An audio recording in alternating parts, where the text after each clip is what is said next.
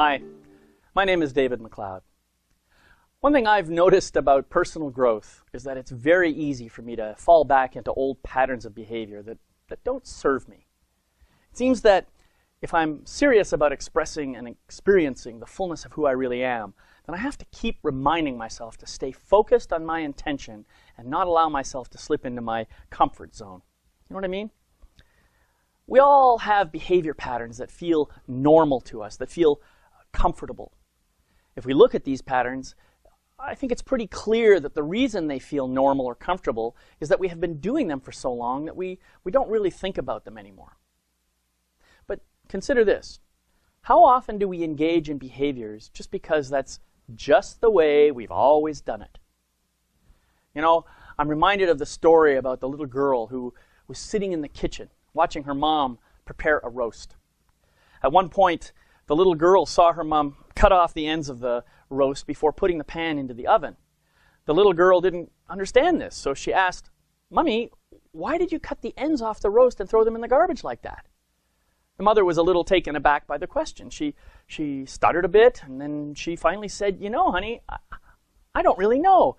I learned this from my mother a long time ago, and I don't remember why we did that." So the little girl went to her grandmother and asked the same question. The grandmother laughed. I mean, she just laughed out loud. She said, "You know, sweetheart, in my day, we had a tiny little oven, and the only way we could get the roast to fit was to cut off the ends."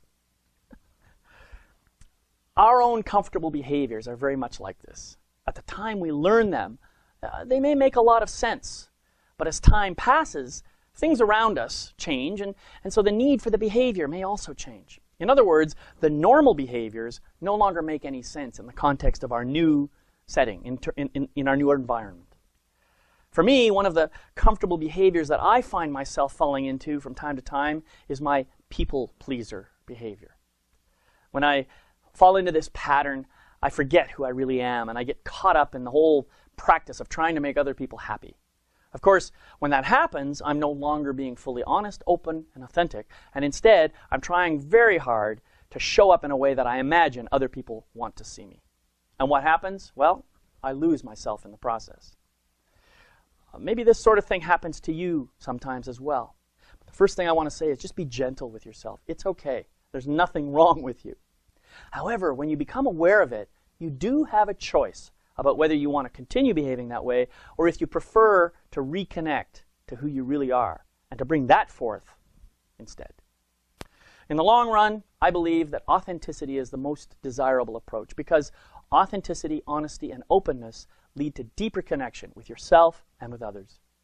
Furthermore, when you stay connected to who you really are, you provide a powerful model for how others can show up too, and this leads generally to a more harmonious and loving world.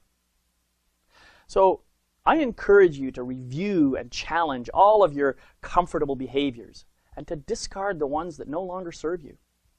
Choose authenticity, honesty, and openness as a way of being. Let this be a continuing practice in your life.